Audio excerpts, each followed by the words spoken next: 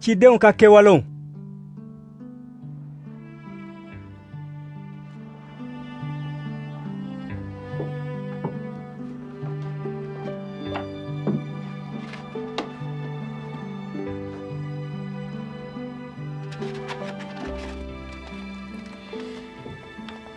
Théophile, Yesu ye ko minnu ni mɔgɔ kalani minnu kɛ kabini a ka baara daminɛ tuma fo ka taa se a kɔrɔta don ma ka taa sankolo kɔnɔ, ne ye olu bɛɛ lakali e ye ne ka sɛbɛn fɔlɔ la. Sani a ka kɔrɔta, a ye ciw fɔ nisɛnu barika la a ka ciden ɲɛna tɔmɔlenw ye. Yesu tɔɔrɔlen kɔ, a ɲɛnama y'i jira o cidenw la ni tamasiyɛ jɛlen caaman ye. A tun bɛ to k'i jira u la tile 40 kɔnɔ. A tun bɛ Ala ka masaya kow fɔ u ye. Ka Yesu ni a ka kalandenw lajɛlen to ɲɔgɔn fɛ, a y'a fɔ k'a gwɛlɛya u ma ko u kana u yɔrɔ janya Jerusalem la. A ko, ne ye ne fa ka layidu min ko fɔ aw ye, aw ka o makɔnɔ. Yohana ye mɔgɔw batise ji la, nka bi kɔ tile damadɔ aw na batise ni senu de la. Ayiwa, ka u lajɛlen to, u ye Yesu ɲininka ko, Matigi, a fɔ ina masaya sigi Israɛl ma nin waati de la wa? A y'u jaabi ko, ne fa ye don ni waati minnu latigɛ ni a yɛrɛ fanga ye, aw man kan ka kɛ olu dɔnbaw ye, nka aw na sebaya sɔrɔ. Ni ni senu jiginna ka na aw kan tuma min na, aw na kɛ ne serew ye Jerusalem ani Jude jamana bɛɛ la ani Samari jamana fɔ ka taa se dugukolo dan bɛɛ ma. a tilalen kɔ o kuma la, a kɔrɔtara. U y'a taatɔ filɛ, a donna sankaba la, u m'a ye tun.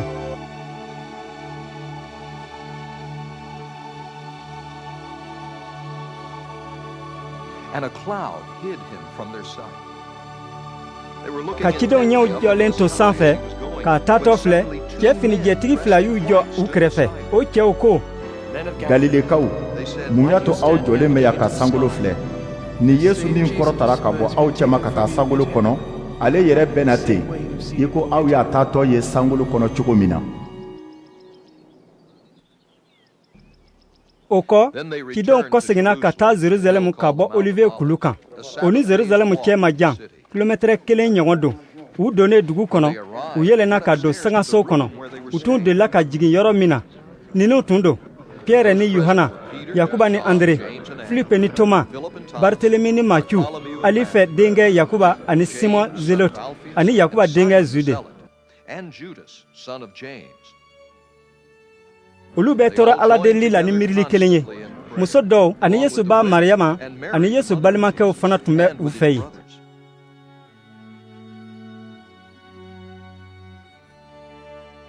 O don la, mɔgɔ 120 ɲɔgɔn lajɛlen tun bɛ yen.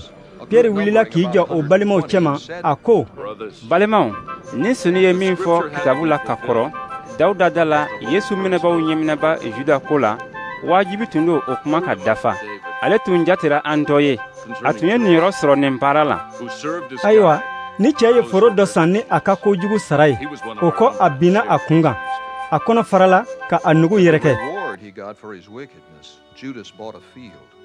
There he fell headlong. His body burst open and all his intestines spilled out. Everyone in Jerusalem heard about it. Jerusalemkaw bɛɛ y'o dɔn. U ye o foro tɔgɔ da Hakel Dama. U yɛrɛw ka kan na. O kɔrɔ joli foro.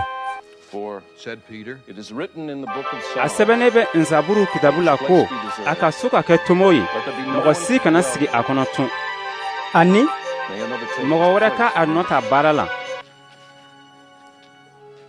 O de kosɔn, cɛ minnu tun bɛ taama an fɛ ka matigi Yesu to an cɛ ma, kabini Yohana ka baliseli tuma la, fɔ ka taa se Yesu kɔrɔta don ma, a kɛra wajibi ye ko olu la kelen ka fara an kan. Anw ni o ka kɛ Yesu kun ni serew ye ɲɔgɔn fɛ. For one of these must become a witness with us of his resurrection. U ye cɛ 2 jira, Yusufu ni Matiasi. Yusufu tɔgɔ dɔ tun ye Barsabasi de ye. A tun bɛ wele fana Justus.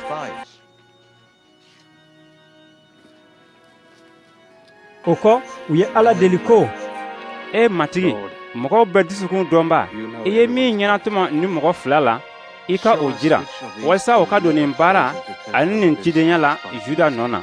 o min bɔra a la ka taa a yɛrɛ ka yɔrɔ la. To go where he belongs.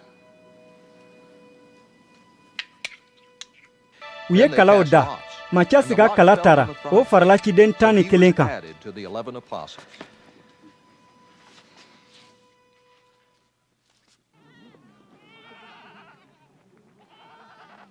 Pentekɔti don selen danabaw bɛɛ lajɛlen tun bɛ yɔrɔ kelen na.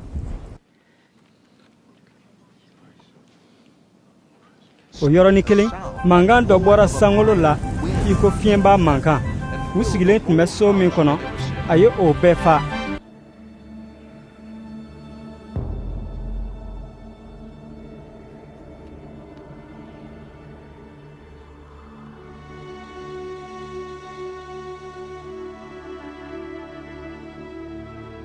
u ye nɛnkun dɔw ye i ko tasuma manaw. olu tilatilala ka sigi danabaw bɛɛ kelen kelen kun.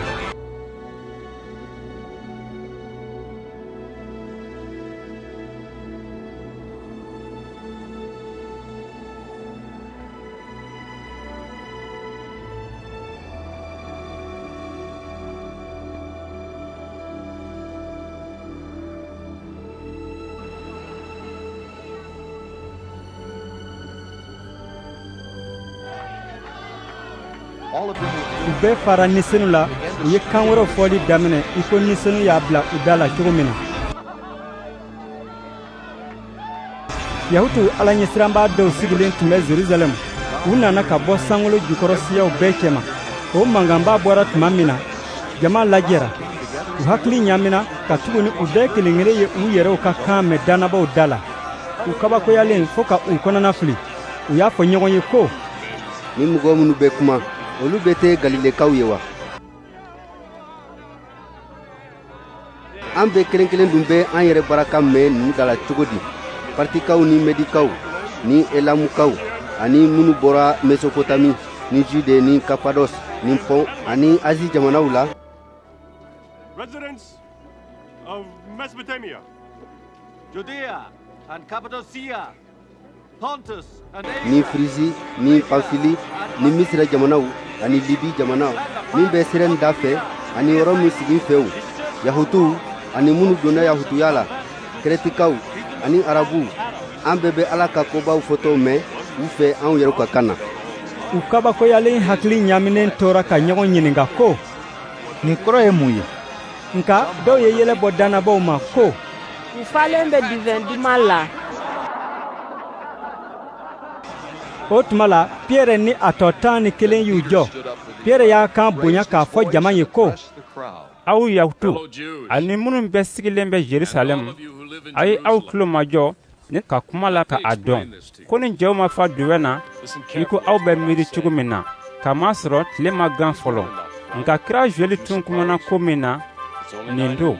a y'a fɔ ko ala ko laban don na ne na ne nin dɔ jigin adamadenw bɛɛ kan k'a cɛya. aw denkɛw ni aw denmusow na kiraya kɛ, aw ka kamalenw na jiralifɛnw ye, aw ka cɛkɔrɔbaw na sugow kɛ. o donw na ne na ne nin dɔ jigin ne ka jɔnkaw ni ne ka jɔnmusow kan k'a cɛya. u na kiraya kɛ, ne na kabakow jira sanfɛ sankolo la, ka taamasiyɛnw kɛ duguma dugukolo kan, joli ni tasuma ani bugun sisima. tile na yɛlɛma ka kɛ dibi ye, kalo na bilen i ko joli, sani matigi ka donba ka se. o donba nɔrɔma, o tuma la mɔgɔ o mɔgɔ mana matigi tɔgɔ wele o na kirisi. Israɛli mɔgɔw, a ye aw tulo majɔ nin kumaw la. ala ye Yesu Nazaretika jira aw la ni kobaw ni kabakow ani taamasiyɛnw ye ko a sɔnna a ma. ala ye olu kɛ a bolo aw cɛma i ko aw yɛrɛw ye o dɔn cogo min na. ale donnen bolola ka kɛɲɛ ni ala ka kolatigɛlenw ni a ka ko nata dɔnniya ye. aw y'a gɛngɛ jiri la ala ɲɛsiranbaliw bolo k'a faga, nka ala y'a lakunu k'a tila saya tɔɔrɔ la. sabu se tun tɛ saya ye ka a mara. kamasɔrɔ dawuda y'a fɔ a ko la ko ne tun bɛ matigi ye ne ɲɛ kɔrɔ tuma bɛɛ, ka tuguni a bɛ ne kini fɛ, walasa fɛn si kana ne lamaga. o de y'a to ne nisɔndiyalen bɛ ani ne nɛnkun bɛ tan ni kuma fɔ.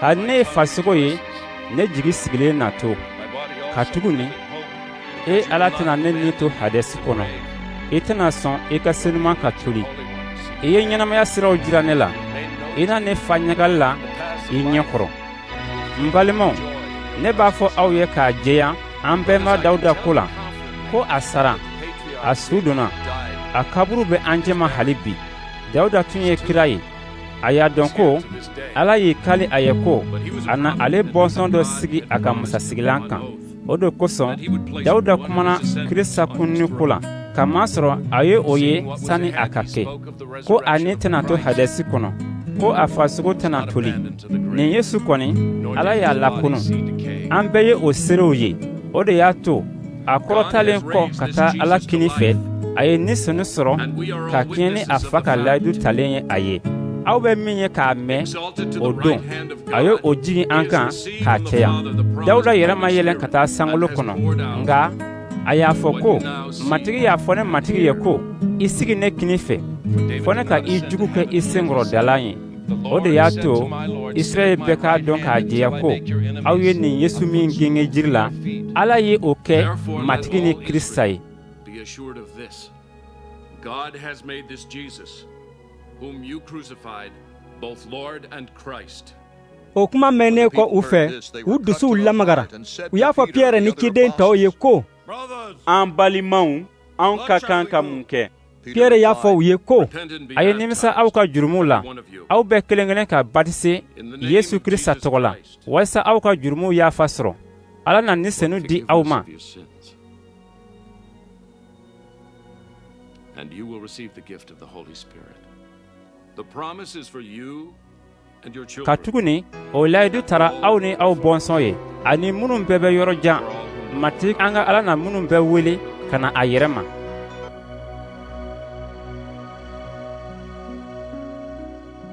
piyɛrɛ ye u waaju ni kuma caaman wɛrɛw ye k'a jɛya ko a ye aw taga bi mɔgɔ jugu ka kɛtaw ma minnu sɔnna a ka kuma ma olu batisera mɔgɔ 3,000 ɲɔgɔn farala u kan o don na